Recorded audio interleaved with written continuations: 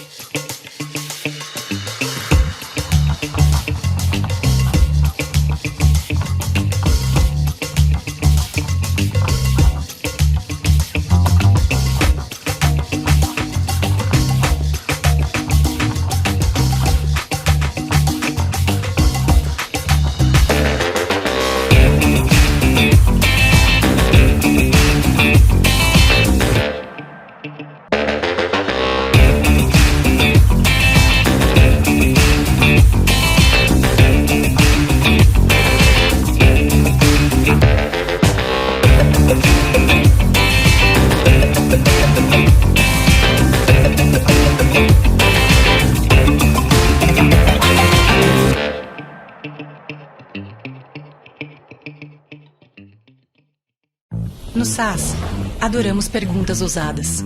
Perguntas que provocam e parecem impossíveis. As respostas estão esperando para serem descobertas. Porque a última fronteira não está no espaço, está nos dados. E com as perguntas e as análises certas, os dados podem fazer coisas incríveis. Como tornar o mundo mais seguro, mais rápido, mais saudável e mais gentil. Só precisamos perguntar aos dados, analisá-los, moldá-los e usá-los de um jeito mais inteligente para todos, em qualquer lugar. Com o SAS, você pode transformar dados em respostas e fazer as perguntas que fazem o mundo avançar. SAS. Curiosity Forever.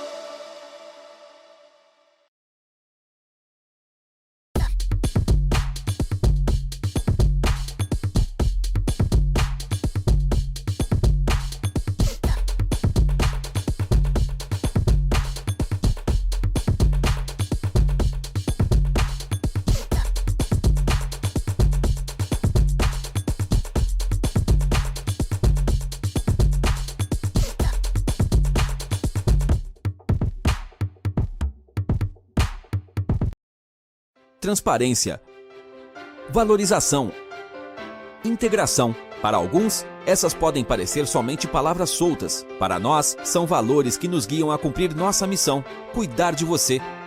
Muito prazer, nós somos a Unimed Fesp. Hoje são cerca de 500 mil beneficiários. Mais de 700 colaboradores prontos para te atender.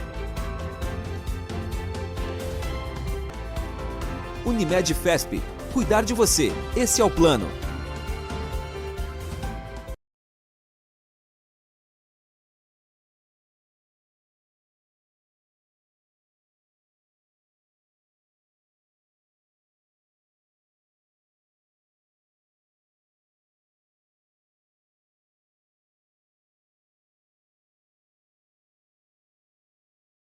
A gente começar o nosso novo painel aqui sobre investigações. Mas antes de eu entrar no novo painel, eu queria relembrar que a gente está na função webinar do Zoom. Então, na função webinar vocês não conseguem falar, não conseguem também abrir câmera e microfone. Então, como é que funciona a interação aqui com a plateia? Funcionou super bem. Vocês têm a ferramenta Q&A, a QIA, dentro da ferramenta. Você consegue, dentro da ferramenta, escrever a pergunta. Qual é a vantagem da gente utilizar o Q&A? O Q&A a gente consegue elencar aqui e ir fazendo esse bate-bola, essas perguntas, e colocando as perguntas no ar. Então, isso é muito importante para vocês conseguirem falar com a gente e o nosso moderador, né, do nosso próximo painel, conseguir trazer as dúvidas ou, às vezes, apontamentos que vocês trazem aqui para a gente. Tá bom? Agora vamos começar o nosso painel aqui, o nosso quarto painel. O dia vai muito rápido. Eu digo para vocês, estou desde de manhã, tem gente aqui que olha pela nossa lista de participantes também, está comigo desde manhã, desde ontem. Estamos no nosso quarto painel de hoje, a gente vai falar sobre investigações corporativas. Então, eu gostaria aqui de convidar para coordenar todas as atividades, vezes de trabalho e também apresentar a mini bio, um amigo hoje também que eu conheço, já tem um certo tempo, conheço toda a parte de prevenção lavagem de dinheiro. Queria convidar o Dr. Onasi Farias, ele é sócio nas práticas forenses, investigações, serviços de disputas na Grant Thornton Brasil, possui 26 anos de experiência profissional em investigação e repressão a crimes cibernéticos, crimes contra o sistema financeiro nacional, lavagem de dinheiro e financiamento ao terrorismo, desvio de recursos públicos, fraudes contra instituições financeiras, tráfico de entorpecentes, tráfico de armas e entre outras modalidades criminosas. Exerceu vários cargos como delegado de Polícia Federal e também alcançou a certificação internacional CANS, a principal certificação internacional sobre prevenção à lavagem de dinheiro e financiamento do terrorismo. Doutor Onasi, eu queria mais uma vez agradecer você estar aqui, passar o bastão para você fazer a abertura do nosso painel sobre investigações corporativas. A palavra é toda sua.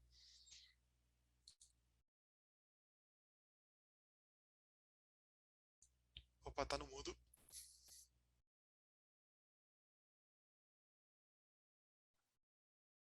Obrigado, Márcio. Primeiramente, gostaria de agradecer o convite especial aí, feito pela ECN, feito pela ARC, na sua pessoa. É um prazer enorme aqui estar dividindo esse painel aí com pessoas tão ilustres e que são representantes ímpares do tema aí, como o Dr. Eloy Rizzo, o Dr. Marcelo Ivo e o Dr. Giovanni Saavedra.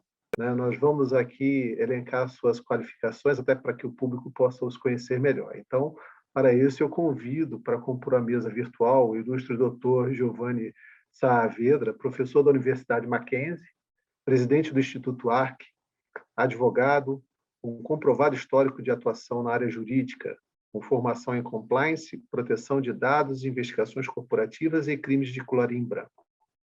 Forte profissional em empreendedorismo, com 2 PhDs, Direito e Filosofia, pela Johann Wolfgang Goethe, da Universidade de Frankfurt, em Main, e sócio do escritório Saavedra Advogados.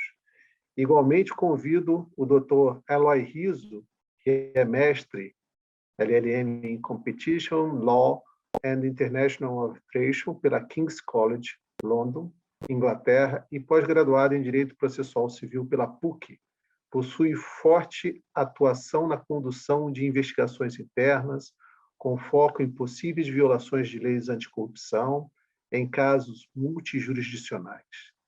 Eloy Tem forte atuação acadêmica, lecionando compliance em instituições como a LEC, Legal Act and Compliance, a PUC e a FGV Rio. A atuação de Eloy como compliance é reconhecida pelas principais publicações jurídicas como o Chambers Global, o Who's Who Legal e a Leaders League. Em 2019 e 2020, Eloy foi apontado pelo anuário Compliance on Top como um dos 5 advogados de compliance mais admirados do Brasil.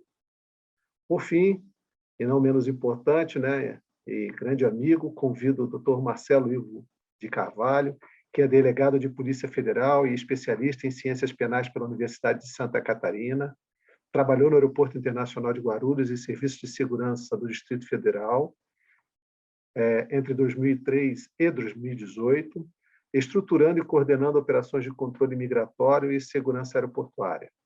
Foi delegado regional de investigações de combate ao crime organizado do Estado de São Paulo, de 2018 a 2021, sendo responsável pela coordenação e gestão de investigações e operações policiais envolvendo, dentre outros temas, crimes de corrupção, lavagem de dinheiro, financeiros, crimes cibernéticos, eleitorais, patrimoniais, fazendários e desvios de recursos públicos. Atualmente, o Dr. Marcelo está lotado na representação regional da Interpol em São Paulo, que é a unidade responsável pelo desencadeamento de ações de cooperação policial internacional. Então, como todos os senhores podem ver, nossa banca aqui de palestrantes e debatedores, né, ela está aí com grandes estrelas, grandes nomes e pessoas com muita experiência aí no campo de investigação que poderão aí abrilhantar com os conhecimentos e experiências na tarde de hoje, tá? Márcio, eu aqui, se você me permitir, eu já vou começar direto aqui para que a gente não possa perder mais a oportunidade, né? Já que nós temos aí os nossos participantes e que eles fiquem bastante à vontade para fazer pergunta a hora que quiserem aí pelo Q&A, tá? E que a gente possa direcionar aos palestrantes, mas eu aqui vou começar com uma curiosidade, né? Chamando aqui o Dr. Giovanni, para que o Dr. Giovanni nos revele aqui, né? Tendo em vista esse ambiente cada vez de uma exigência de mais integridade nas relações comerciais, né? Como o Dr. Giovanni, né, diante da sua larga experiência, está vendo quais são os fatores motivadores para a instauração de investigações internas pelas empresas, né? Como é que o senhor vê isso aí, Dr. Giovanni? O que tem mais motivado as empresas a instaurarem investigações internas? Boa tarde, Onásio. Boa tarde, colegas.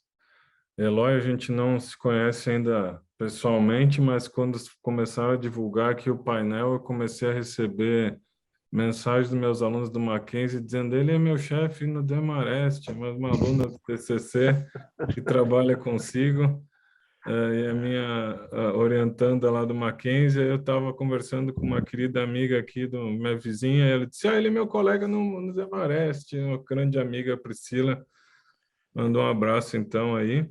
Recíproca é absolutamente verdadeira, viu, Giovanni? Quando o nosso nome saiu no painel, muita gente falou, que legal, Giovanni, um excelente profissional. E, de fato, Vitória Molina, sua aluna, tá lá preocupada com o TCC dela. E Patrícia, minha querida sócia. Uma honra estar com você, Giovanni. Isso aí. Marcelo, também, prazer estar consigo aí. Estou ansioso pelo nosso debate. O Nazi também, grande parceiro aí da Grant Thornton. Está sempre com a gente aí nos eventos, é amigo também do Márcio. Então, uma alegria estar aqui com vocês, não queria deixar de registrar esses pontos interessantes aqui. Bom, pela minha experiência, né, a gente vem trabalhando com compliance e investigações há algum tempo. Acho que a gente pode diferenciar, assim, 2 tipos de empresa. A gente tem no escritório empresas de pequeno, médio e grande porte. Tem empresas que estão aprendendo ainda o que é compliance e, portanto, não sabem bem o que é a questão de investigações corporativas, não sabem diferenciar, às vezes, uma investigação corporativa de uma gestão de canal de denúncia, né? Uma simples gestão, tem coisas que vêm no canal de denúncia que a gente precisa fazer uma investigação corporativa mais complexa, outras não, né? Outras a gente só precisa dar andamento interno, né? Então, eu noto que tem dois tipos de empresa, algumas que estão engatinhando nessa questão do compliance, outras que têm capital aberto na bolsa, que têm outras preocupações ou estão em algum setor regulado, como, por exemplo, o bancário, que então, por força de algumas regulamentações que não vou aprofundar aqui, acabam sendo colocadas diante da situação de ter que fazer investigação corporativa. Então, eu noto que a gente tem esses dois aspectos. Mas, em geral, tem um outro ponto que não era comum no Brasil, está começando a se tornar mais comum, não sei qual é a impressão dos colegas também, ficaria feliz em ouvir também a percepção dos colegas, mas desde que a gente teve, né, a lei das organizações criminosas e outras que começaram a ter aquilo que não, assim, não vou usar o juridiquês na academia, né, mas aquela ideia de consensualização do processo, que a gente começa a ter formas de realização de acordo,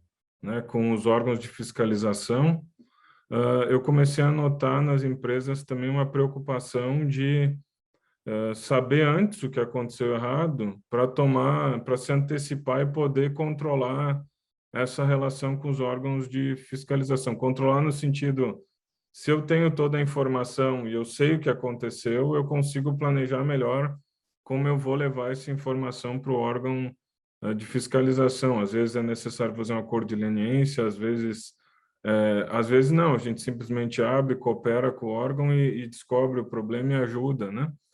Então, eu noto que investigações corporativas está se tornando uma realidade aqui no Brasil, investigações internas. Quando eu comecei em compliance lá atrás, não era, né? Tinha mais empresas dos Estados Unidos ou da Europa que acabavam buscando esse tipo de instituto. Hoje eu já noto que está passando a ser parte de uma realidade das empresas mesmo. Ou por uma questão de descobrir, que aí não tem nada a ver com compliance, descobrir alguma fraude interna que aconteceu na empresa, que isso aconteceu muito agora na pandemia. Eu tive muitos casos de empresas que têm estoque de funcionários que acabaram, enfim, por uma questão ou outra, roubando estoque, né? E a gente teve que fazer investigação também para entender quem, como, com quem estava vinculado, etc. Então, do meu ponto de vista, assim, para não tomar o tempo dos colegas, seria essa é a impressão que eu tenho. Onasi, se você me permitir, queria fazer um Sim, comentário em cima das fica palavras. bastante à vontade. A intenção aqui é justamente gerar esse debate, que inclusive com a participação daqueles que nos ouvem, daqueles que nos estão prestigiando a nossa apresentação aí, e fazer um debate entre vocês em virtude da experiência que vocês possuem e que é necessário esse compartilhamento, né, com o noso público. Maravilha, entre nós. Bom, aproveitando que vão ser minhas primeiras palavras, é só agradecer aos organizadores do evento. É realmente um grande prazer estar aqui com os colegas Onasi, Giovanni e com o Dr. Marcelo. E Onasi, aí ficam aqui meus louros públicos para você. Onasi era um policial federal, foi por muitos anos, e hoje em dia está na iniciativa privada, e começamos a trabalhar juntos, e eu acho que o grande diferencial que o Onasi tem, que ele oferece nos trabalhos que ele faz com a gente, é que ele enxerga e ele tem a visão de como o outro lado, né, como o regulador pensa e o que os reguladores ou a Polícia Federal espera quando você faz uma investigação interna e vai procurar um acordo. Então, só para deixar registrado em público, Onasi, você, you're one of a kind. E aí, passando ao ponto e ao comentário do Giovanni, eu acho que talvez o que você mencionou de você fazer uma investigação interna e tomar conhecimento da existência do problema e da extensão do problema de uma maneira preventiva, entre aspas, é anos-luz melhor do que você ser surpreendido com o nome da sua empresa no jornal porque foi mencionado em uma colaboração premiada, ou então com aquelas buscas e apreensões que a gente nunca espera e que quando acontece deixam todo mundo de cabelo em pé. Eu acho que é primordial que a empresa, na medida do possível, óbvio, se receber alguma denúncia no seu canal de ética, realize uma investigação, identificado que o problema existe e que ele tem implicações e pode gerar contingências ou que existe uma grande chance de que os enforcers tomem conhecimento da existência do problema, controla a narrativa, não esconde evidências, vai de peito aberto e negocia um acordo. Mas prevenção até para investigação vale demais. Excelente, Eloy. Então, primeiramente, eu agradeço aí pela parceria, né, e a sua menção aqui quanto ao meu nome. Eu digo mais, viu, Giovanni? Eu sou ainda de uma época que na Polícia Federal a gente assim não reconhecia e não conhecia investigações internas, né? Como você bem mencionou, as investigações internas, quando realizadas, eram por empresas internacionais e com auditorias, consultorias internacionais. Então, era uma questão reativa, muitas vezes demandada pelo controlador da empresa que era de fora, né? Então, não havia essa perspicácia ou essa necessidade da realização de investigações internas, né? Posteriormente, isso ganhou um grande vulto, né? Principalmente após a Operação Lava Jato, isso aí se tornou uma realidade, né? Normalmente no que diz respeito às investigações anticorrupção, né? E eventuais crimes correlatos, mas o que a gente vê hoje em dia, né, que está uma crescente. E aí você citou muito bem, Giovanni, que com essa pandemia parece que houve um boom, né? Está uma crescente em investigações de fraudes mesmo, aquelas investigações de fraudes, seja fraudes contábeis, seja fraudes no que diz respeito a desvios de mercadorias, apropriações indébitas, etc., que não necessariamente estão correlacionadas à corrupção.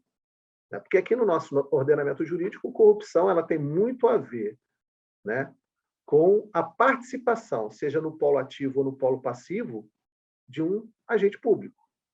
E o que a gente vê muitas vezes é aquele cara da central de compras recebendo kickback, né, ou, como diz na linguagem, na gíria, né, uma bola para favorecer-se, ou aquele fornecedor, né, aquele desvio na área de suprimentos, aquele ajuste no contábil lá para que alguém seja beneficiado ilicitamente, e a empresa cada vez mais preocupada em conter, coibir esse tipo de prática ilícita que gera, por via de consequência, um prejuízo muito grande. Prejuízo esse que pode ser de cunho financeiro, legal e muitas vezes aí, né, repercutindo no reputacional.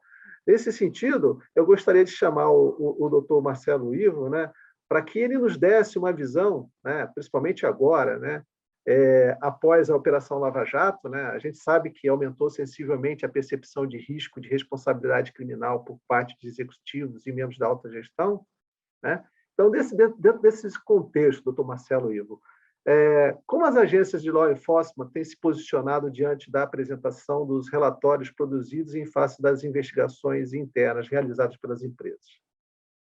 Boa tarde a todos, doutor Nazi, doutor Eloy, doutor Giovanni, aos colegas que nos assistem aqui nesse painel aí que eu entendo como muito importante, né, para principalmente enfrentar a corrupção, enfrentar a criminalidade, né? Então a parceria entre o poder público e a iniciativa privada é essencial para esse combate. É uma grande honra, né, participar juntamente aí com meu amigo Onasi, né, pessoa com quem tive o prazer de trabalhar por alguns anos no aeroporto de Guarulhos, né, onde vivenciamos aí problemas um pouco diferentes, mas também envolviam algumas empresas também que eram afetadas, né, por atos do crime organizado, principalmente, né, que fazia o aliciamento, né, de funcionários, principalmente para a prática do tráfico de drogas, né. O doutor Onasi teve a oportunidade de acompanhar ali algumas operações que nós fizemos na área, em que pessoas assim com baixo poder aquisitivo que trabalhavam no aeroporto acabavam sendo assediadas ali com cifras milionárias ali, né, para facilitar a introdução de drogas em aeronaves, e a gente desenvolveu um trabalho assim que era muito eficiente, sempre com a cooperação de empresas aéreas, operador aeroportuário, né, empresas de serviço auxiliar, né. Então, a partir disso aí, a gente já ganhou bem a noção da importância de se trabalhar em conjunto, né. E em relação às investigações corporativas, isso não é diferente, né. Qualquer ajuda é sempre muito bem-vinda, né. Então, em relação a este tema, algumas investigações, elas são, às vezes, até essenciais para o início de alguns trabalhos, né? Então, existem situações que, a partir de investigações corporativas, é possível desencadear uma grande operação, né? Às vezes, situações que, se não houvesse iniciativa da empresa em fazer denúncia, em fazer investigação, né, por conta ali dela ter acesso a essa informação, ter condições de tomar conhecimento, né, de irregularidades, ilícitos praticados no âmbito da sua gestão, é possível que a polícia e os órgãos de persecução não pudessem alcançar os criminosos aí envolvidos nesses desvios. E em relação à investigação corporativa, o que eu vejo aí como uma grande vantagem, né, a primeira grande vantagem é em relação ao tempo, né?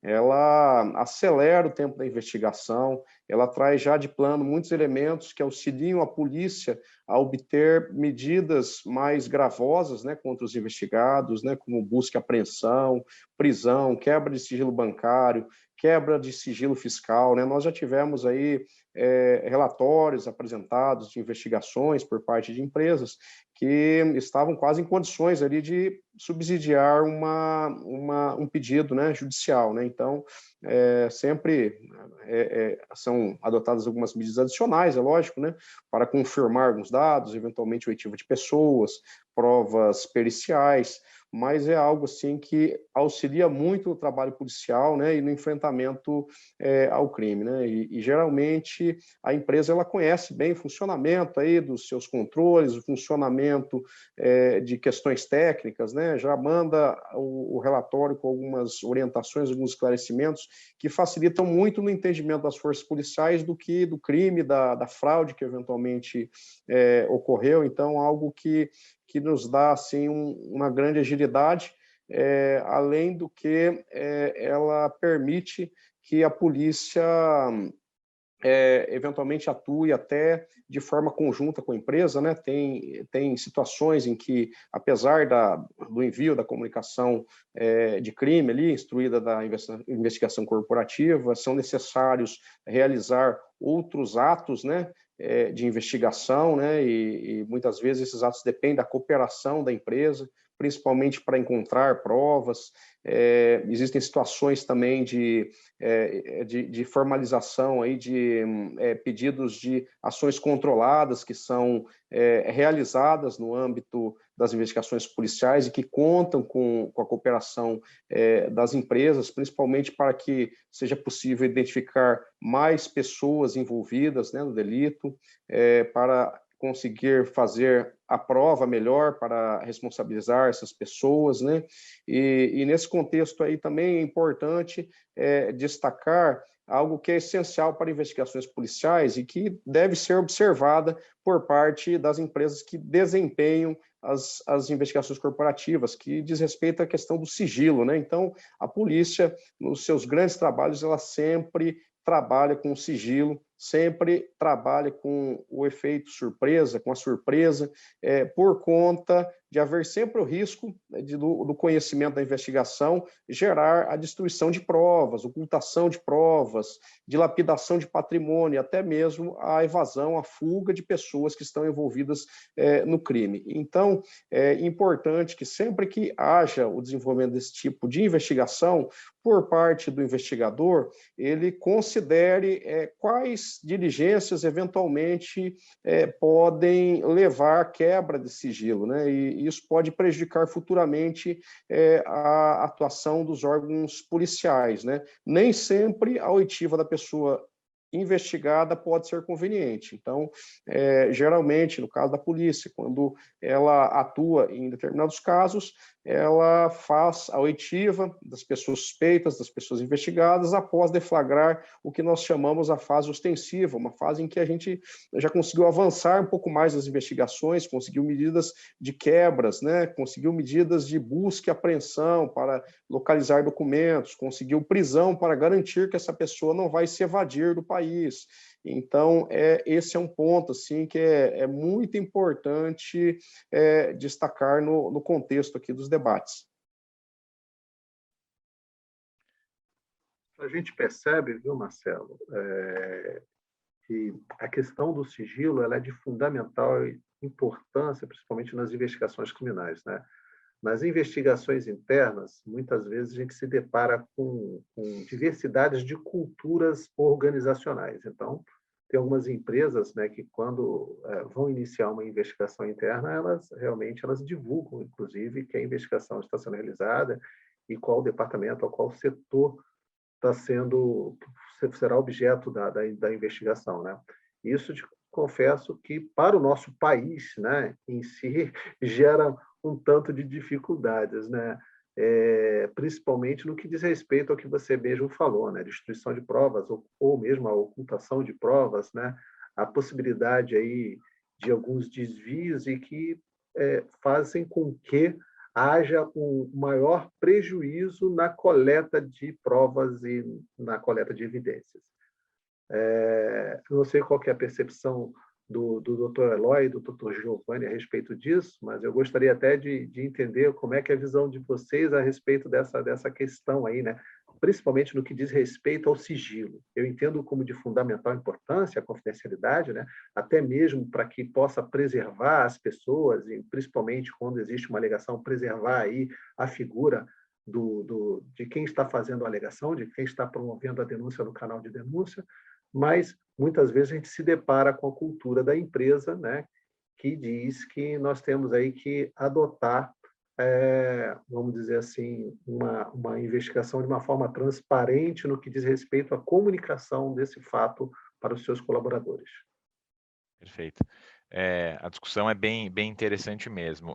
Eu me considero, nas situações em que eu estou trabalhando como investigador independente, investigador privado, uma pessoa que objetiva realmente chegar ao cerne da questão, chegar à verdade dos fatos. E acho que depende, né, a existência, a comunicação ou a ciência dos demais executivos e profissionais da empresa sobre a existência da investigação depende muito dos fatos específicos. Saiu uma notícia no jornal, eu acho nada mais razoável que se crie o tal do comitê especial, se contrate os advogados externos, o time forense, faça a investigação e as pessoas vão acompanhar e vão saber o que está acontecendo.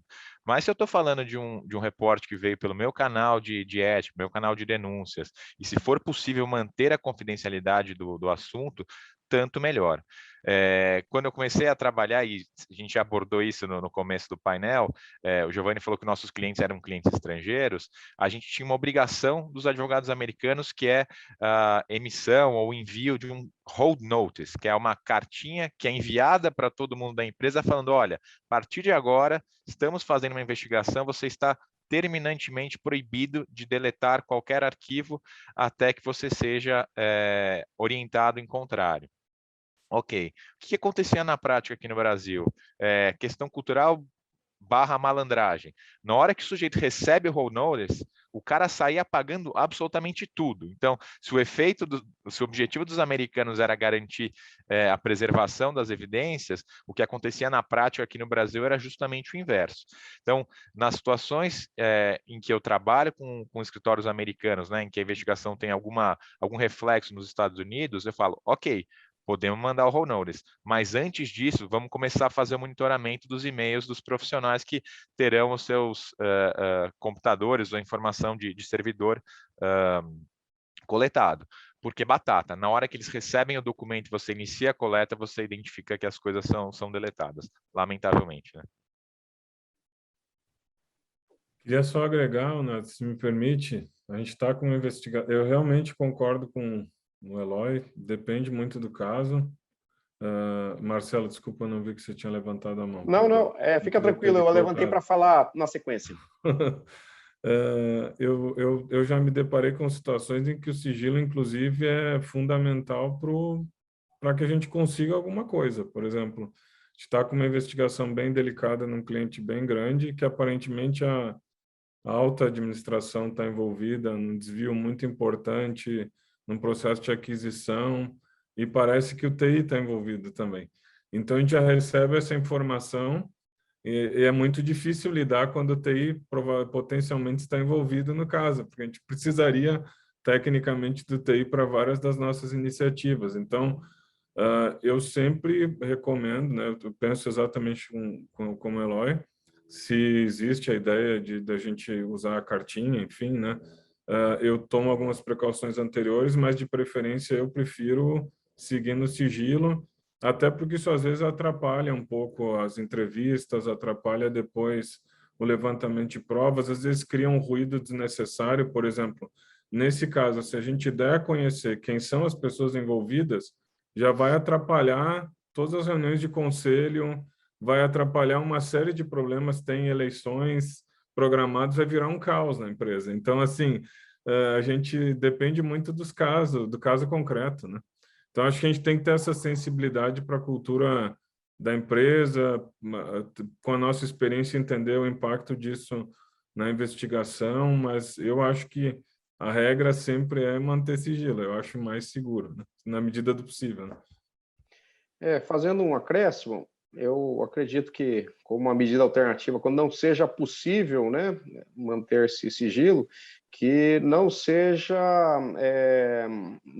divulgado qual é a percepção das pessoas que fazem a investigação em relação a quem seria suspeito, a quem não seria suspeito, né? Então, eventualmente, uma atuação assim mais rigorosa em relação aos suspeitos, né?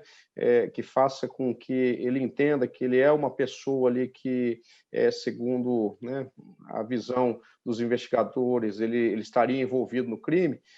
Isso poderia, sim, fazer com que ele se sentisse pressionado, acuado, e que esse receio, né, do resultado das investigações fizesse com que ele destrua provas, né, ele cometa atos que eventualmente possam dificultar a continuidade das investigações. Então, seria um ponto aí que eventualmente deveria ser considerado também. Inclusive, a respeito desse tema, né, nós já temos, inclusive, a participação de das pessoas que estão nos assistindo nesse momento, né, que é o Fábio Lima, que ele ratifica, né, a parte de não levar a efeito uma investigação com a confidencialidade que é peculiar, né, pode gerar vazamentos para o cliente e, principalmente, para o mercado, né, o que pode, muitas vezes, comprometer aí a questão reputacional da empresa, né? Porque enquanto você não realiza a investigação, não termina e não apura de forma efetiva, né? O que nós podemos ter, né, no início são apenas conjecturas.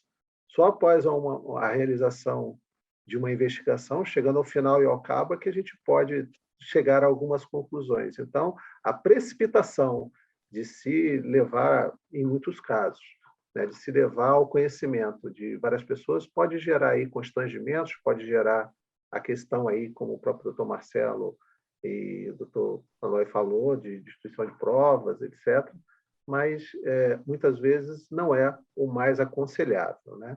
Então, voltando nesse tema aí, de nós termos aí investigações, né, que muitas vezes nos deparamos aí com algumas questões que o investigador corporativo ele deve lidar, né?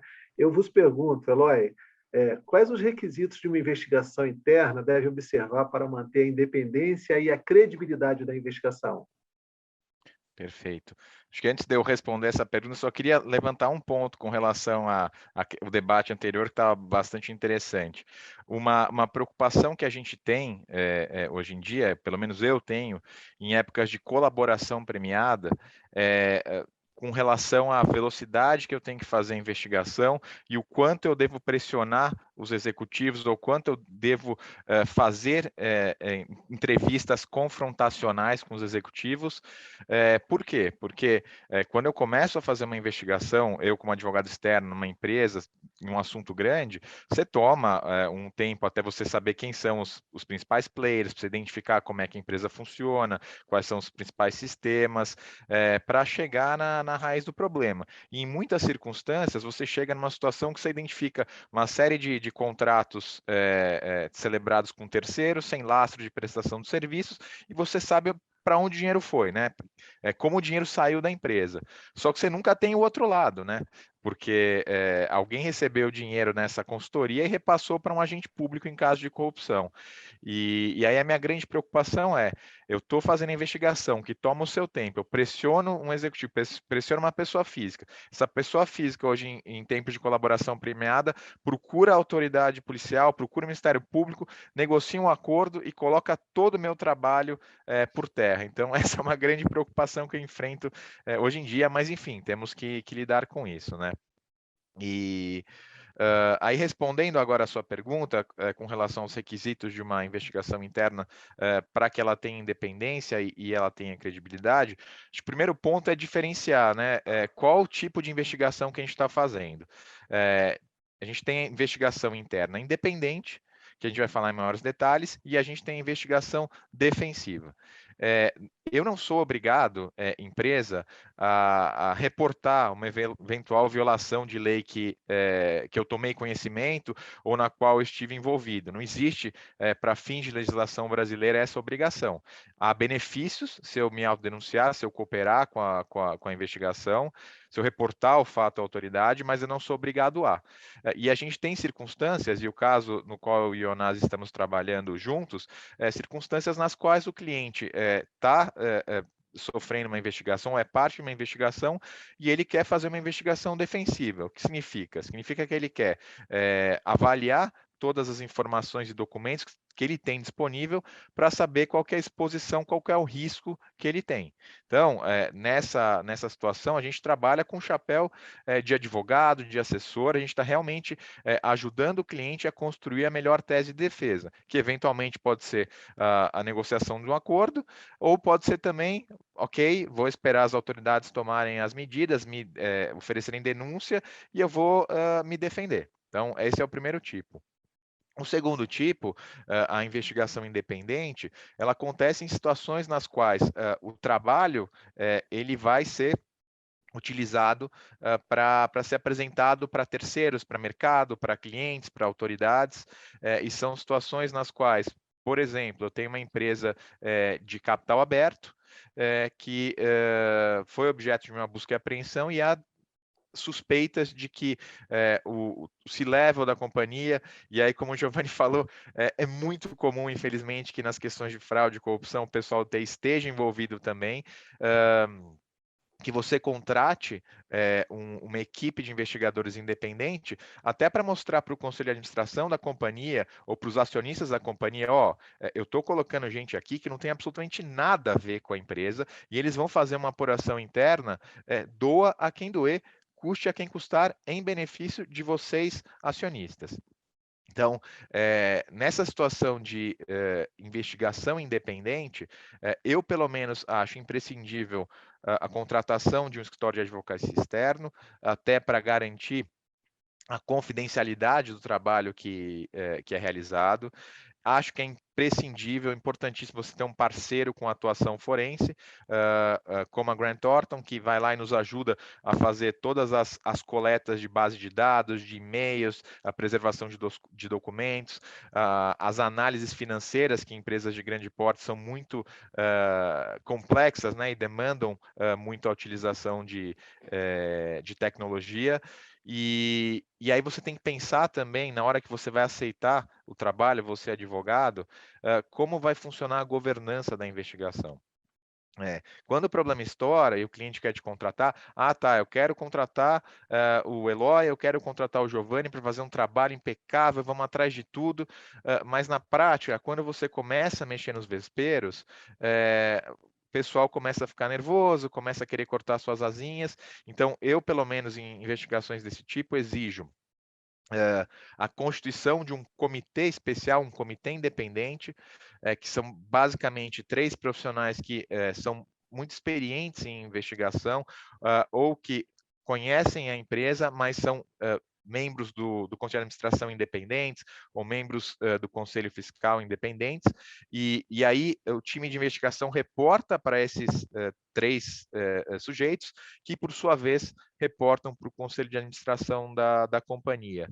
Responder para o C-Level ou receber ingerência do C-Level é impossível.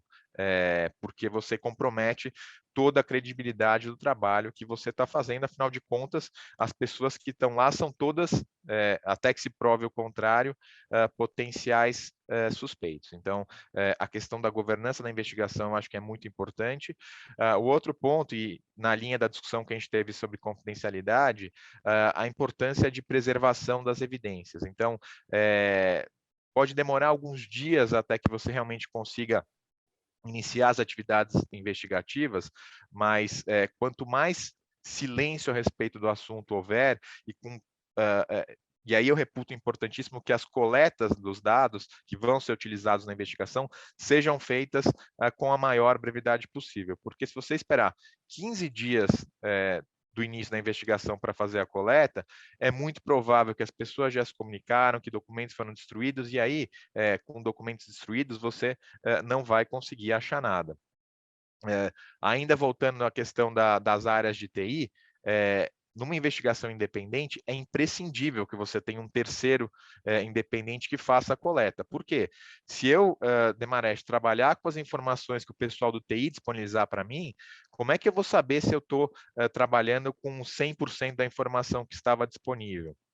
Então, você tendo um terceiro para fazer esse trabalho de coleta, com toda a cadeia de custódia, você vai garantir que o material coletado era exatamente aquele que estava disponível, e na hora que você apresentar os resultados dessa coleta e a cadeia de custódia para as autoridades, elas vão saber que você fez um trabalho adequado.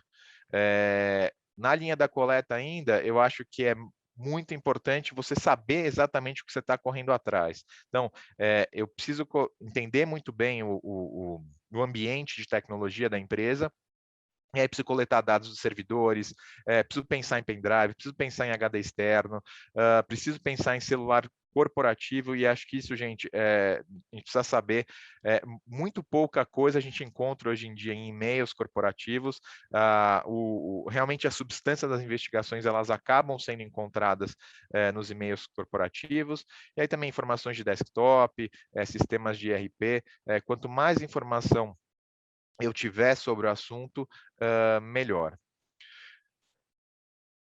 Voltando ainda na investigação, ou ainda na linha da investigação interna, importante que todos saibam, não dá para ter limite sobre os trabalhos, ou não dá para ter controle sobre os trabalhos. Então, a gente começa o trabalho, eu normalmente peço uma carta branca para o cliente, obviamente delineando um determinado lapso de tempo razoável, estabelecendo como investigados um número razoável de pessoas, mas eu acho que é imprescindível que, na medida em que eu for encontrando documentos, evidências adicionais que mostrem que, de repente, o CEO está envolvido ou que o CFO está envolvido, que eu não vou ter ingerência, que não vão tentar cortar as minhas asinhas. E saibam, essas situações acontecem na prática.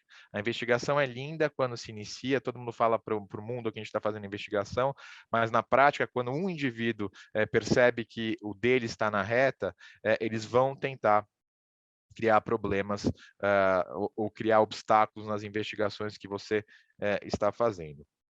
E aí, encerrados os trabalhos, ou em determinado momento, quando você já sabe que você tem substância suficiente e tomou-se a decisão, olha, realmente isso aqui é uma violação à lei anticorrupção, à lei de improbidade administrativa, à lei de licitações, e você vai procurar uma autoridade, o reporte que é feito, olha, estou aqui, empresa, quero abrir negociações com vocês, estou disposta a cooperar, a investigação foi feita pelo Demarest, com independência, em conjunto com a Grant Thornton, e aqui estão os resultados.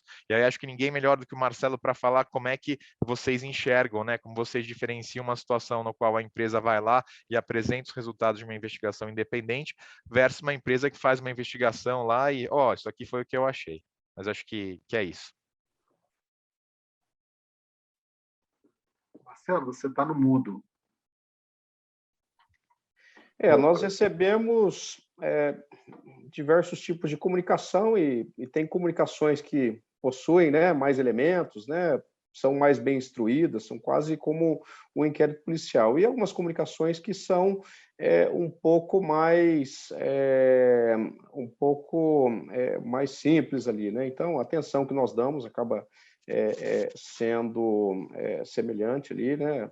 Todos os casos são tratados de forma igual. É lógico que a investigação que ela está melhor instruída, ela vai permitir que a polícia ela avance mais rápido, ela obtenha melhores resultados. De qualquer forma, é sempre feito ali, caso haja uma solicitação prévia de reunião por parte da empresa, uma análise do material para verificar se existem outras provas, né, que eventualmente possam estar faltando, que possam complementar aquela investigação, né, algo que, sob o ponto de vista da polícia, esteja faltando e que, eventualmente, até demande oitiva, né, de algum representante da empresa, mas cada caso, sim, é tratado, né, sempre com a maior atenção ali, né, sempre com o objetivo ali de se trabalhar ali de forma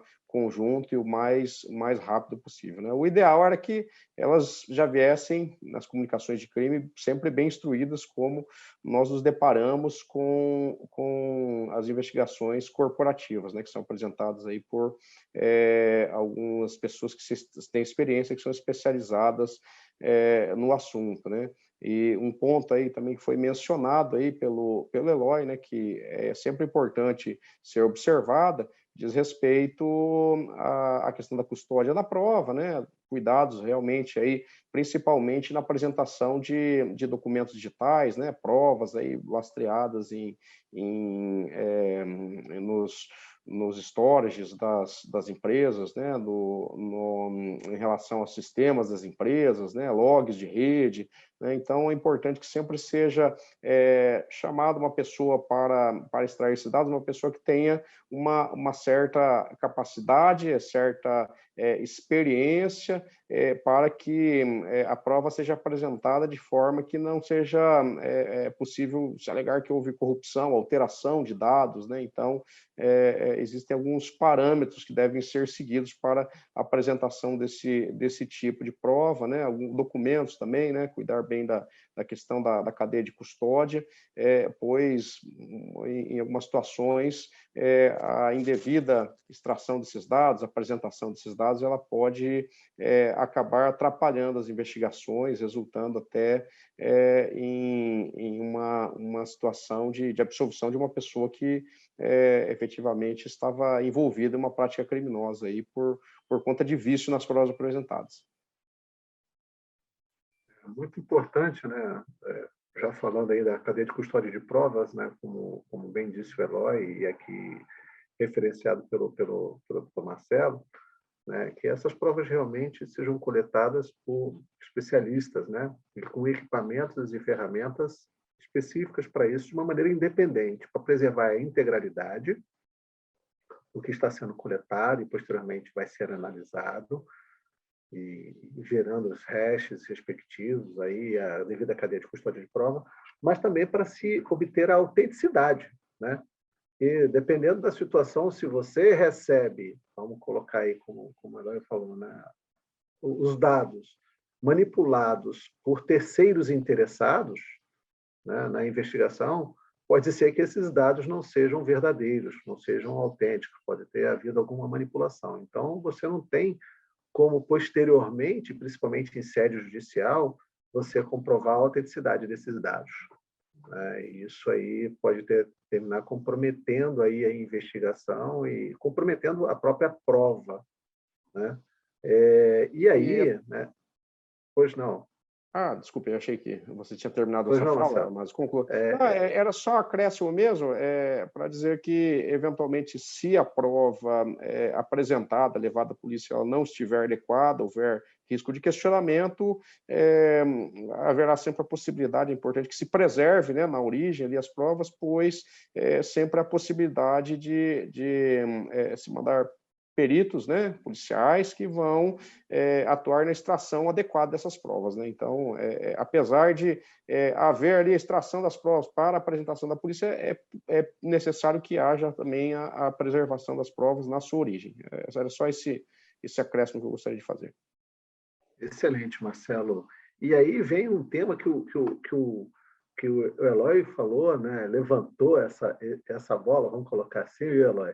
Você falou, poxa, a gente às vezes é muito bonito, né, quando a gente inicia a investigação, né, com aquele escopo já devidamente delimitado, etc. e tal, mas quando começa a investigação e começa a chegar em determinadas pessoas, as pessoas querem, né, paralisar a investigação, né?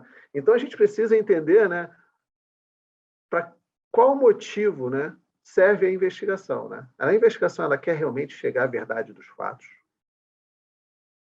Ou está sendo realizada uma investigação apenas para depois apresentar, né, que essa investigação foi conduzida pelo escritório A, pela consultoria B, etc. e tal, como se fosse algo a dizer que a sua reputação é ilibada, né? Então, essa questão a gente se depara muito, né? E sobre esse tema, né, e com relação à questão de como está o ambiente hoje no Brasil, né, eu gostaria de chamar o Giovanni aqui para nos brindar aí com seu conhecimento, né, Giovanni? Principalmente no atual cenário brasileiro, né? Qual a sua percepção em relação ao nível de maturidade das áreas de compliance, né, das áreas de integridade ou mesmo do jurídico, né, quando se deparam com situações que demandam a realizações de investigações internas? Eu acho que houve uma grande evolução. Vamos começar pela parte positiva em relação a quando eu comecei lá atrás. Apesar dessa jovialidade, dessa beleza, eu estou há alguns anos nessa área.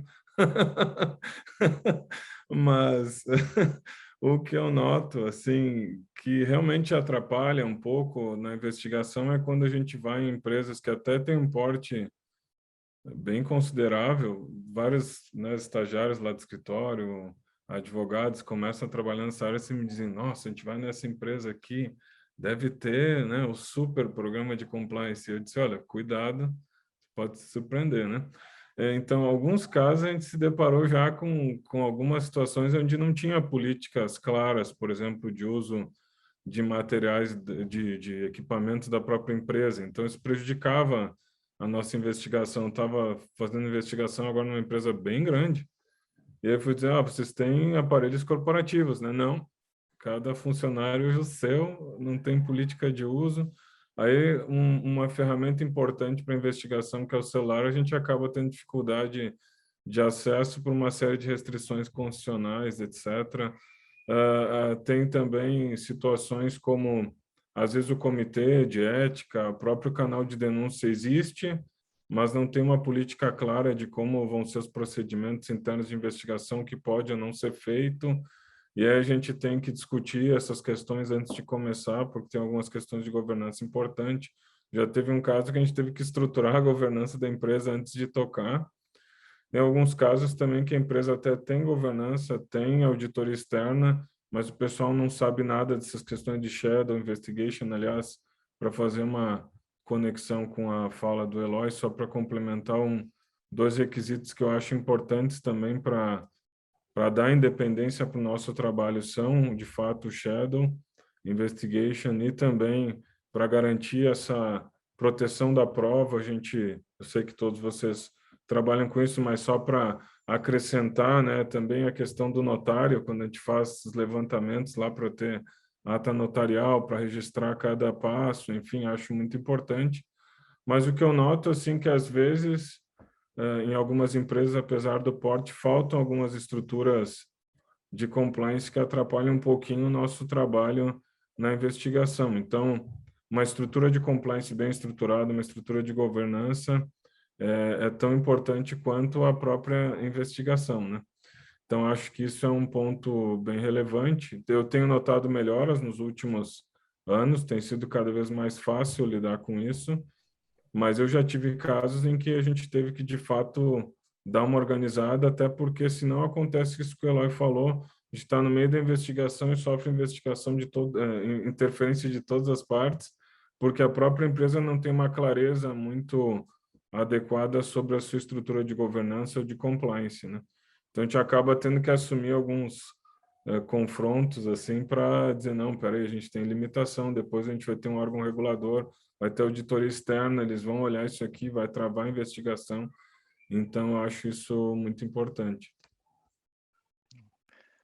Se eu puder, eu acho que você foi em pontos cirúrgicos, Giovanni. Eu sempre falo para os alunos ou para os meus clientes que a melhor maneira de você evitar desembolsar dinheiro ou evitar problemas futuros é investir em prevenção, é investir em compliance.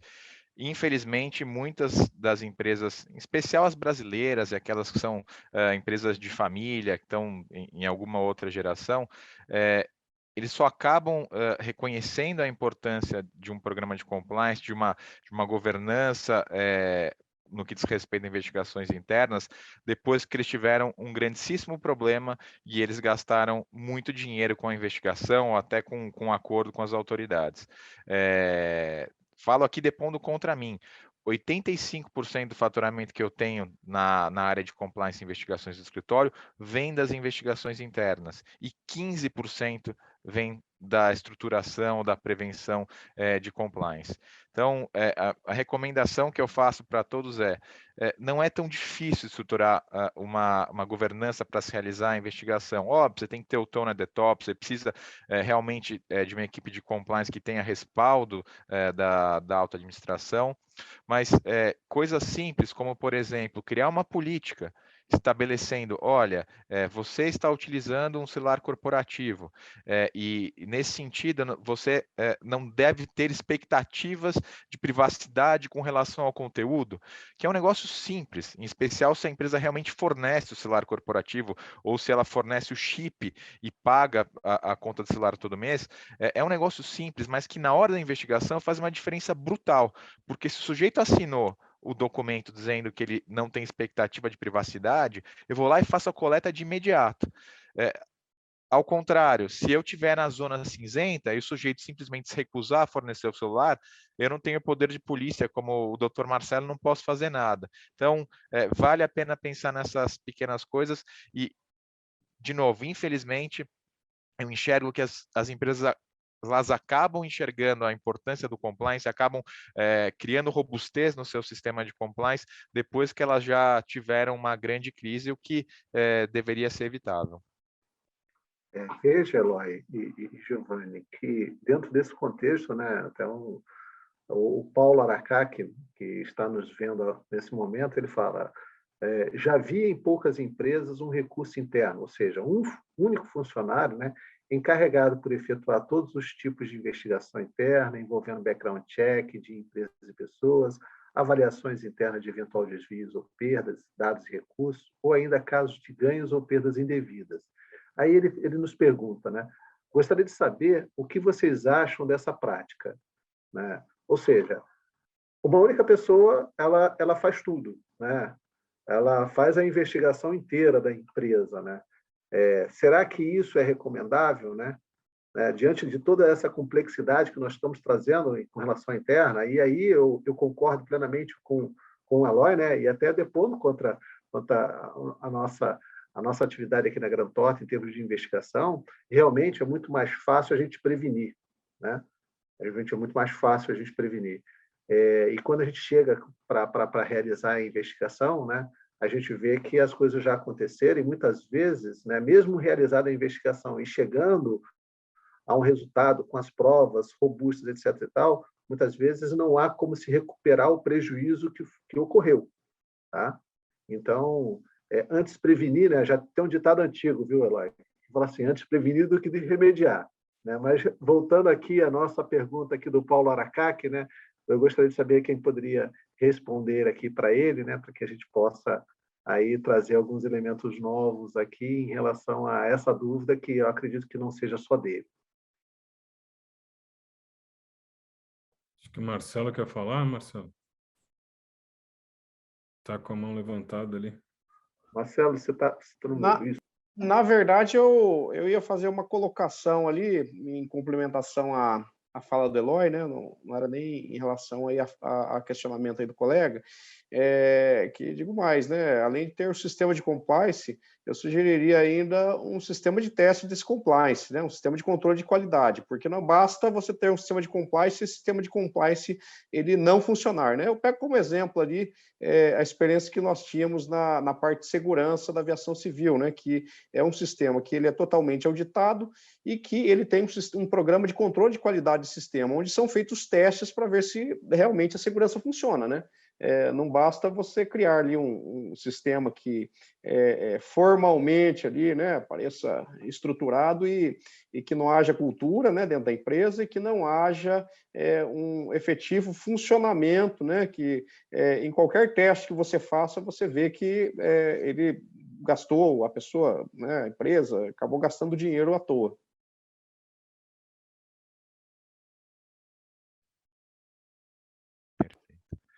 Giovanni, quer começar respondendo? Eu respondo, você que manda. À vontade, vai lá, Eloy, sem problema. Eu posso também complementar depois. Vamos junto, então.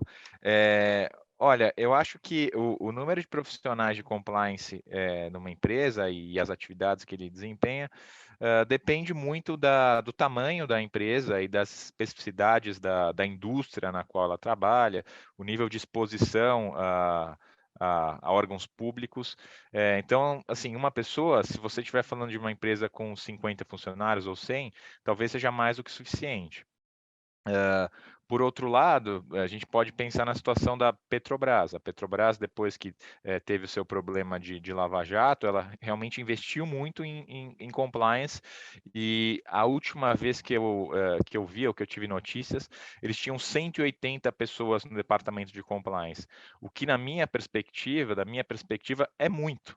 Eu acho que você podia investir muito mais em tecnologia e garantir que uma série de atividades fossem realizadas de uma maneira mais automatizada, e você deixar profissionais-chave que realmente vão tomar as decisões, vão ajudar a controlar o uso da tecnologia. Então, não necessariamente o tamanho ou o número de pessoas de um programa é suficiente para mensurar se ele é adequado ou não. Um dos programas de compliance que hoje em dia eu enxergo como um benchmark é o programa de compliance da Braskem, que teve seus problemas, passou por uma monitoria independente e hoje em dia tem um programa que é espetacular. E eu acho que eles têm mais ou menos 64 pessoas e as coisas funcionam perfeitamente. Eu acho que o importante é o profissional que trabalha na área de compliance de uma empresa realmente saiba que ele tem o respaldo, que ele tem recursos financeiros suficientes e que ele tem capacidade, né, ou que ele tem braços suficientes para realizar as tarefas que são da sua incumbência. Se ele chegar na conclusão de que estou lá simplesmente para apagar incêndios, aí entendo que não é fácil arranjar emprego, então mantenha o seu emprego, mas já começa a soltar o seu CV no LinkedIn para procurar um trabalho numa empresa que realmente leve as coisas a sério, até porque se depois uma empresa tiver um problema de compliance severo, ou se aparecer lá na primeira página do jornal, vai ficar no seu currículo que você era o Chief Compliance Officer da empresa que teve os problemas. E ninguém vai querer saber se tinha ou não tinha recursos. Nazi, se me permite, queria complementar aqui, Eloy, excelente como sempre. Só queria complementar observando a pergunta de um outro prisma. Eu vejo algumas empresas que têm uma pessoa para dar conta desse tema, mas às vezes se confunde um pouco com a investigação corporativa com a apuração de canal de denúncias, né? Eu tento explicar para os meus alunos como eu vejo essa diferenciação, tenho tentado criar até uma conceituação diferente, porque uma coisa é um caso em que a repercussão máxima que pode acontecer é uma pessoa ser demitida ou não. Eu tenho um desvio de conduta interno, mas que não afeta diretamente a imagem da empresa ou não tem potencial para gerar uma repercussão jurídica, um passivo contra a empresa. Vamos imaginar aqui um problema entre funcionários, uma ofensa, alguma coisa desse tipo, né, que não... Então, eu vejo que às vezes as pessoas dizem, ele faz investigação corporativa, mas na verdade ele só está gerenciando o canal de denúncia. Isso eu não vejo problema. Isso eu não vejo problema. Agora, quando a gente tem o caso de investigação corporativa mesmo, que implica, por exemplo, no mercado regulado, ou numa repercussão no órgão regulador, ou que tem uma repercussão eventual num passivo jurídico para a empresa, ou mesmo como nesse caso que eu falei, que tem um evaluation, tem um processo de aquisição grande, cuja repercussão da nossa investigação corporativa pode, inclusive, colocar em jogo todo um processo de compra, aquisição dos últimos anos e mexer num grupo inteiro, acho que a gente tem que diferenciar. Nesses casos, não é nem a questão do número de pessoas, é que a maneira como a investigação tem que acontecer necessariamente de maneira independente. Assim, não é o número das pessoas que faz né, a andorinha que faz o verão, como a gente diz, mas eu acho que a gente tem que cuidar um pouco o tipo de coisa que está sendo analisada, que às vezes o próprio funcionário não vai ter condições, porque ele vai estar numa situação de que ele tem um chefe, tem um diretor, ele vai fazer de conta que ele está investigando, mas não vai investigar nada, porque ele não vai conseguir. Então, eu acho assim, mais do que o número de pessoas, é o tipo de coisa que está sendo avaliada. E isso aí, às vezes, exige necessariamente uma equipe externa. Concordo plenamente com ambas as colocações, né? E eu ia, inclusive, mencionar, o Giovanni já até antecipou, né? Dependendo da sensibilidade da investigação, né? Independe se é um ou mais funcionários que estão procedendo à investigação interna, né? Desde que eles sejam funcionários, eles não vão ter, né, autonomia e independência para processar aquela investigação como deveria ser. Então, aí caberia aí, né, a busca, né, de consultores e de escritórios externos para poder ajudar, a depender da acessibilidade da investigação, né? Como o próprio Eloy mencionou minutos atrás, quando chega a constatação de que tem alguém do board envolvido na situação a ser investigada. Como é que um funcionário vai fazer a investigação? Se ele fizer a investigação, ele corre o risco de perder o emprego dele, né? Aí, antes de que isso aconteça, né, Eloy, é melhor colocar o currículo na praça e buscar uma colocação numa empresa que realmente leve a parte de integridade, né, a sério, tá? Mas dentro dessa mesma linha, eu vou aproveitar o conhecimento de vocês, né, para fazer mais uma pergunta, né? Dessa vez é da Marta Auer, desculpa se eu estiver equivocado no sobrenome, né? Mas ela fala assim: infelizmente, as empresas economizam com o colaborador, que faz tudo no compliance, pois o setor ainda é visto como despesa. O compliance, muitas vezes, nem é uma área autônoma, está geralmente dentro de um outro setor. Daí veio a LGPD e joga no compliance. Como vocês veem isso, né? Então, ou seja, o compliance virou um setor que está abarcando tudo, né?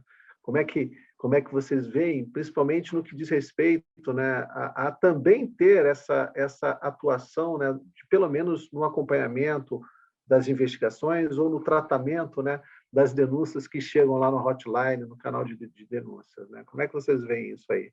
Você poderia falar para a gente, Giovanni? Sim, claro. Marcelo, você queria falar de novo? Eu não quero lhe atropelar, senão vai ficar parecendo toda vez que você levanta a mão, ele atropela. Não, eu ia só fazer uma colocação que, assim, pelo menos, sob o ponto de vista ali, da polícia ali, né? O que parece é que se a empresa tem um compliance bem estruturado ali, né? Isso demonstra um maior comprometimento aí com coibir certas fraudes, né? Então, passa uma melhor impressão ali, né, para os órgãos públicos que trabalham na persecução, né? Então, verifica-se assim que existe uma predisposição para evitar que a fraude ocorra e colaborar com as autoridades quando ela eventualmente ocorrer, né? Então, acho que não só para os órgãos públicos, mas também acho que para a sociedade, né? Eu gosto sempre de, antes de responder esse tipo de perguntas, contextualizar a pergunta. A gente tem que lembrar que a gente não fala só para multinacionais quando fala de compliance. Assim, eu tenho a impressão, às vezes, que nos eventos de compliance o pessoal fala sempre pensando que a gente tem, sei lá, 5 milhões de funcionários na empresa que podem fazer várias coisas. A gente tem muitas empresas familiares no Brasil que têm poucos funcionários, às vezes com um faturamento bem alto. Então, eu acho que o número é proporcional à complexidade da operação. Então, não existe um número certo de pessoas. Falou-se da Braskem, tem 50 e tantos. Eu já atuei, por exemplo, no Bradesco, tinha só no andar, na parte de banco, 150 pessoas. Então, assim, depende. Eu acho que tem que ser proporcional. Mesmo as medidas de governança, eu dou aula sobre isso também, depende dessa separação de propriedade e gestão. Uma coisa é falar para uma EIRELI, outra coisa é falar para uma SA de capital aberto. Então, mesmo essa soma de funções de LGPD e compliance, uma coisa é falar de uma empresa que tem 50 mil funcionários, um faturamento de bilhões. Nossa, se tem uma pessoa dividindo essa função, é horrível, não faz o menor sentido. Tem que ter segregação, inclusive parte de due diligence, parte de investigação, parte de compliance, tem que ser muito especializada, senão não dá conta. Tem empresas multinacionais que atuam em mais de um país. Além de ter as pessoas separadas, vai ter que ter pessoas separadas por país, com língua em espanhol, inglês, enfim, né? Então, eu acho que mais importante do que a quantidade é a gente compreender a função que cada papel tem e se o tempo de dedicação, a estrutura e o orçamento que é reservado para aquela atividade é proporcional à complexidade da operação. Isso que eu acho mais importante. Nem todas as empresas vão poder ter um comitê de ética com 5 pessoas, o outro comitê de privacidade com 5, mais um compliance officer, mais uma área de investigação, do que acabou os funcionários, vão fazer só isso. Então, a gente precisa ter um pouquinho de ponderação, né? E tem que entender bem o que a gente tem, né? A empresa e a organização que a gente tem diante de nós. Assim. Então, especialmente quando é familiar, a questão da governança é muito importante para a gente estruturar alguns processos, mas, de maneira resumida, o que eu acho é isso. Né? O que eu não gosto, o que eu acho, assim, no limite, porque é uma coisa que o mercado está fazendo, estou falando, depondo contra o meu escritório, né? Quando saiu o compliance lá atrás, a primeira coisa que eu vi os escritórios dizendo é vamos terceirizar a função de compliance. Agora que tem LGPD é a mesma coisa, né? DPO as a service. Eu não sei se isso é bom para a empresa, sinceramente. E isso, estou falando contra o meu escritório, porque poderia ser um mercado maravilhoso. Esse tipo de terceirizações de funções que dão conta de questões tão delicadas como essas áreas, eu acho sempre mais adequado reservar, nem que seja uma pessoa interna, com o apoio do escritório externo, mas eu acho melhor. Mas é uma visão minha, pessoal. Espero ter respondido. Nada a acrescentar aqui, concordo plenamente com o que o Giovanni colocou. Acho que talvez vale ressaltar. Eu acho que as atividades de data privacy, né, de privacidade de dados e a de compliance anticorrupção, ou compliance como um todo, englobando fraude, desvios de conduta, desvios éticos, são atividades distintas. Mas a gente tem que levar em consideração a realidade do nosso cliente. Como o Giovanni falou, se a gente estiver falando de uma empresa de 50 pessoas com pouca exposição, como é que eu vou contratar uma pessoa para ser o jurídico, outro para ser o compliance, outro para ser privacidade de dados, aí vou contratar também uma pessoa que vai fazer investigação, quebro a companhia. Agora, se a gente estiver falando de uma empresa robusta, uma multinacional que tem capacidade de investimento, aí o mundo ideal é realmente você segregar todas as funções, porque são atividades distintas. A lei de privacidade de dados é nova, mas é uma atividade muito especializada. Então, o sujeito que trabalha no compliance do dia a dia talvez não consiga acompanhar, em especial numa empresa de grande porte, as duas atividades ao mesmo tempo.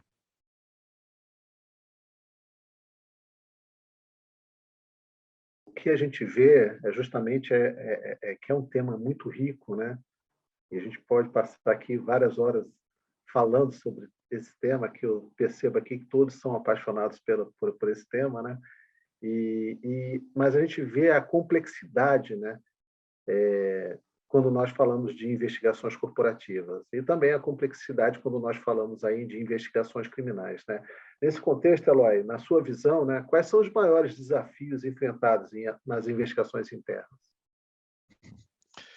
São tantos, na verdade, hoje em dia o meu maior desafio é a minha esposa que quer me matar, porque faz 3 anos que eu não tiro férias, mas graças a Deus eu gosto do que eu faço e ela é uma excelente esposa, ela me entende e me dá suporte. Mas brincadeiras à parte, eu acho que o primeiro grande desafio que a gente tem é tentar delimitar o escopo da investigação, né?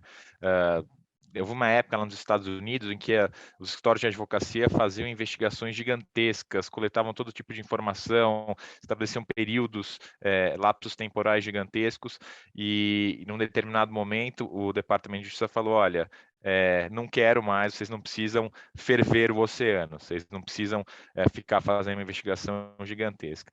Então, primeiro ponto é, identificado qual que é o potencial problema, você criar um plano de investigação, estabelecer de uma maneira bastante objetiva qual que é o objetivo do trabalho, quais são os potenciais players envolvidos. A situação vai se alterar, é normal que se altere no curso da investigação, mas é preciso que você delimite o seu trabalho desde o início.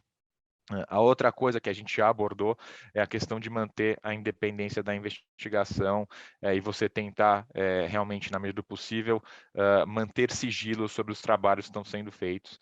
Então, é muito importante que você tenha um ponto de contato na empresa que seja o seu cão de guarda, né? Aquela pessoa que realmente vai atrás das informações que você está tentando obter e que vai manter o sigilo da investigação. Difícil, muito difícil, e já vi muitas situações nas quais essa pessoa que assumiu essa função sofreu pressão de executivos, teve que acabar passando informações, e quando a pessoa exerceu as funções da maneira adequada, ou seja, realmente falou, olha, sinto muito, diretor, mas eu não posso passar essa informação, acabou sendo retalhada. É triste, é lamentável, mas a gente precisa ser realistas, as coisas acontecem também. Outro ponto que é bastante complexo, que o Giovanni já mencionou, é a tal da Shadow Investigation, ou a investigação sombra. Quando uma empresa é auditada e ela tem conhecimento ou toma conhecimento de alguma potencial violação de lei que seja material para a companhia, ela é obrigada a fazer a investigação interna independente e reportar os resultados da investigação independente para a auditoria. Então, a auditoria vai fazer uma investigação sombra, você vai conversar com ela e falar, olha, o escopo do trabalho que eu estou delimitando aqui é esse. Aí eles vão falar assim, olha, eu acho que talvez você tenha que aumentar aqui, acho que tem que tirar aqui. Então, é basicamente um fiscal, entre aspas, do trabalho que você está fazendo. E esse é um grande desafio, por quê? Porque a gente já falou, eu tenho que fazer uma investigação, o cliente tem uma expectativa de que eu faça o trabalho, que eu encerre o trabalho no menor lapso de tempo possível, porque ele quer resolver o assunto, virar a página e seguir em frente. Só que, por outro lado, eu tenho essa obrigação de reporte para a auditoria. Eu terminei de trabalhar em um caso agora em agosto, de uma empresa grande que tinha 3 auditorias, porque houve a troca dos auditores no desenrolar das investigações e porque o controlador de uma das empresas quis participar também. Então, no final das contas, eu tinha reunião toda semana com um comitê especial para reportar o resultado do meu trabalho, os avanços, e tinha uma vez por semana reunião com as 3 auditorias, que me deixavam maluco. Graças a Deus, todos os profissionais com os quais eu trabalhei foram bastante razoáveis, tranquilos. Em um determinado momento, falei, gente, pelo amor de Deus, eu não tenho nada a esconder de vocês. A gente vai fazer a investigação e vai reportar os resultados, a metodologia, os background checks.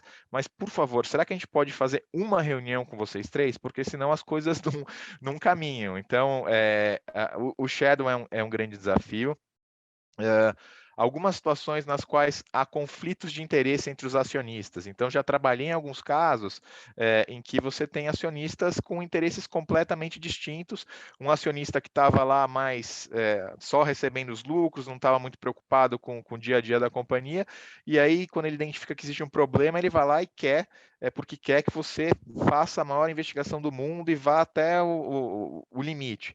E aí você tem o acionista que estava lá na gerência da companhia, no dia a dia, estava cuidando dos negócios, que tem mais preocupações, não quer que você se aprofunde também. Então, você tem que lidar também com esses conflitos ao longo da investigação. Como lidar com achados importantes que acontecem também no desenrolar da investigação? Acho que vocês sabem melhor do que eu. Eu começo o trabalho com um escopo e começo a identificar um problema com um potencial contrato. E aí, quando eu vou adentrando na empresa e quando eu entrevisto as pessoas, você descobre que o buraco talvez seja muito mais embaixo. E aí, talvez, desvios de conduta que não sejam diretamente relacionados a isso que você está investigando, mas que são sérios. E aí você também tem que reportar para o comitê especial e reportar para a auditoria, porque podem ser materiais. Esse é um outro desafio.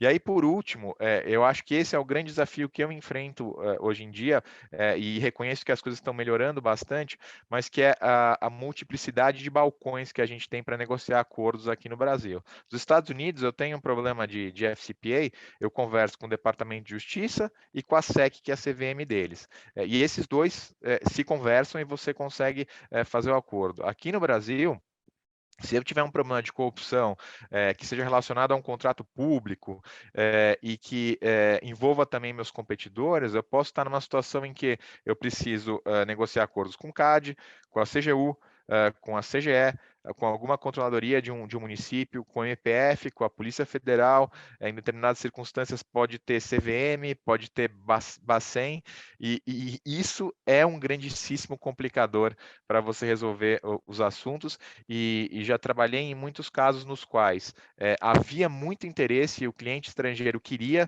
se autodenunciar ou reportar o assunto para as autoridades, mas acabou não reportando por sentir que há uma insegurança jurídica nessa multiplicidade de balcões. Hoje em dia, eu enxergo esse como o maior desafio que eu tenho no meu trabalho. Veja, Marcelo, que a preocupação aqui, né, e agora eu falo aqui pela área privada, né, na realização de investigações corporativas, é realizar dentro das melhores técnicas, melhores metodologias, né, buscando chegar aí aos resultados que confiram a veracidade dos fatos e tragam provas robustas acerca das condutas eventualmente tidas como ilícitas ou como conflitantes com as regras de condutas internas das companhias, né? Aí, dentro desse contexto, eu gostaria de saber de você, e até que você pudesse trazer algumas informações aqui para quem nos assiste, né? Em um contexto de colaboração que existente entre empresas e órgãos de persecução criminal, né? Como as empresas poderiam realizar o encaminhamento das investigações corporativas ou dos seus relatórios, né, para auxiliar nas investigações criminais? Quais são os canais que elas podem se utilizar para que isso chegue ao conhecimento das autoridades e, eventualmente, haja aí sim a persecução criminal, né? Além daquilo que, eventualmente, foi apurado aí na investigação interna?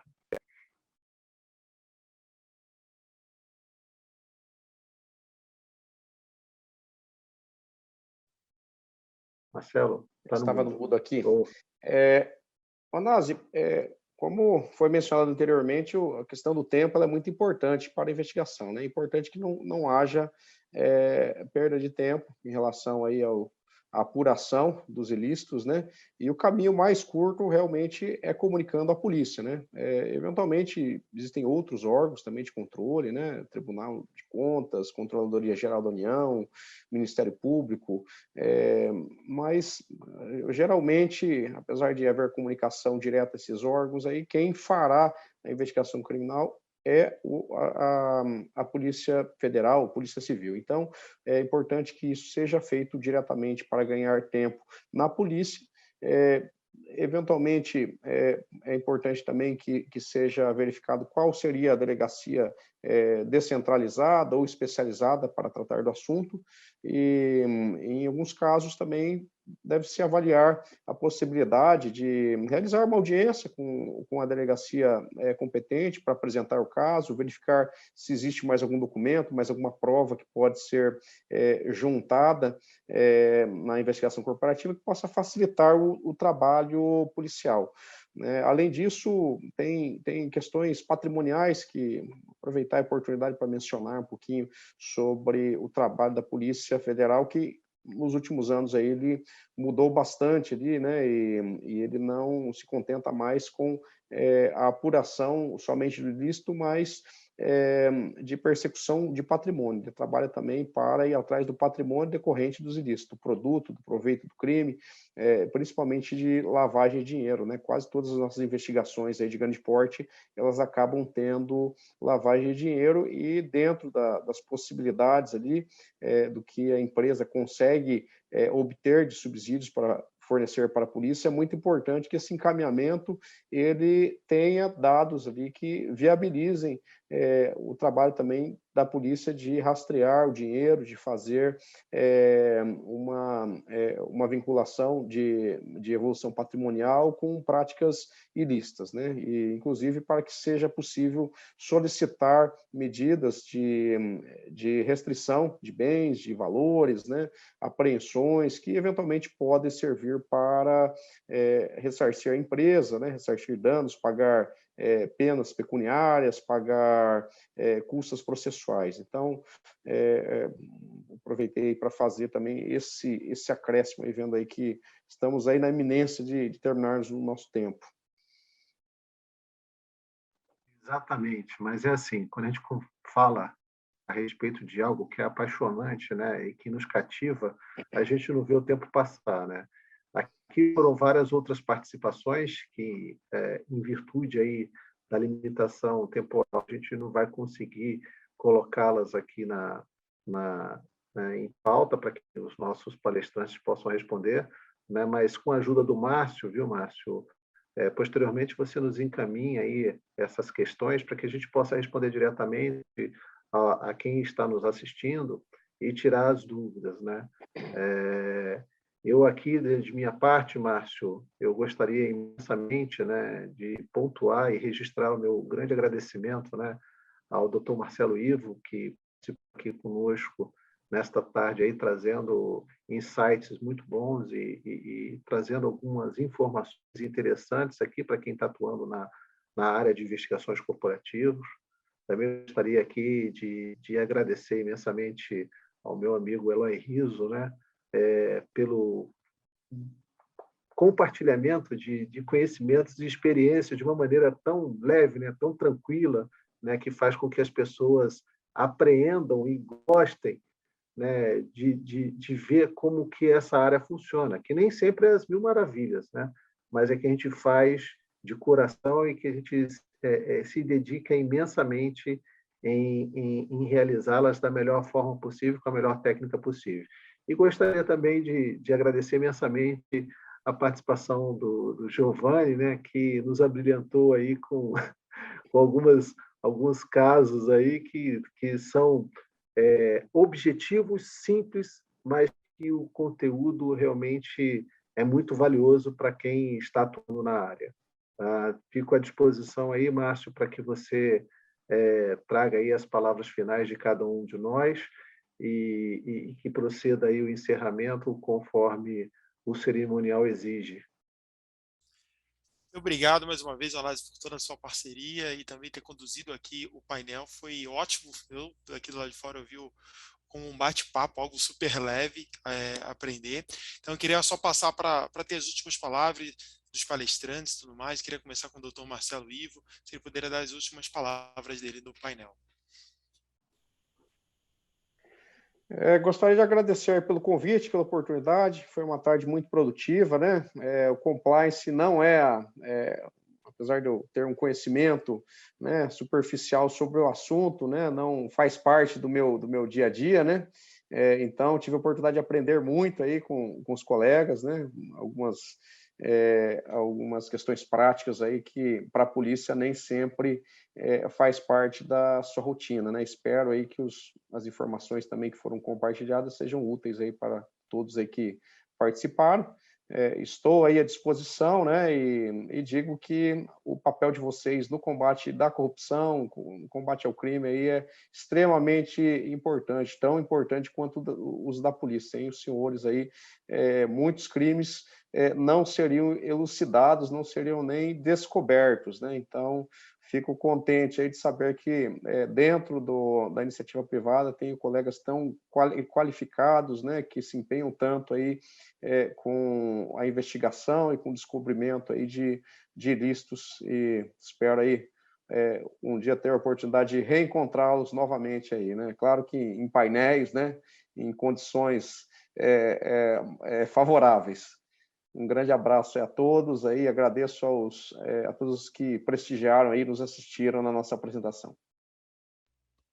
Marcelo, você contribuiu bastante, você com certeza aprendeu, mas conseguiu contribuir com a gente aqui, que está na plateia, escutando, então foi muito bom, obrigado mais uma vez. Eloy, queria que você desse suas considerações finais. Bem rapidamente, porque a gente já estourou o tempo aqui, só agradecer a todos pela organização do evento, aos participantes que estão conosco até agora, aos palestrantes, sempre um prazer estar com vocês. E Marcelo, acho importantíssimo essas discussões que a gente tem com o poder público, e acho incrível o seu interesse pelo tema compliance, o seu conhecimento no tema compliance, apesar da sua humildade, porque deu para saber que você entende do assunto, e acho que é ótimo, e que tenhamos cada vez mais interações entre investigadores privados e os investigadores públicos, porque no final das contas o nosso objetivo aqui é o mesmo, é realmente uma sociedade melhor, e eu gosto muito do que eu faço, porque eu realmente represento os interesses da companhia, dos acionistas, dos empregados, e não daqueles que realmente violaram a lei, os infratores. É isso. Doutor Giovanni, eu não poderia deixar de passar para você também a bola para dar suas considerações finais do painel. Para não ficar numa palestra de compliance, que a gente não é compliance com o tempo, né? Eu queria só agradecer, então, aí essa oportunidade e dizer que é uma alegria debater o tema de investigações e fazendo esses cruzamentos compliance, que é um tema que eu gosto muito e tem poucos fóruns a esse respeito, então sempre que a gente pode ter essa troca é muito importante. Espero que o pessoal de casa, enfim, da audiência tenha gostado e desejo um ótimo evento a todos e a todas. Obrigado, Márcio. Obrigado a vocês, obrigado também ao Nazi por ter dado essa oportunidade, ter ajudado a organizar aqui o nosso painel sobre investigações corporativas.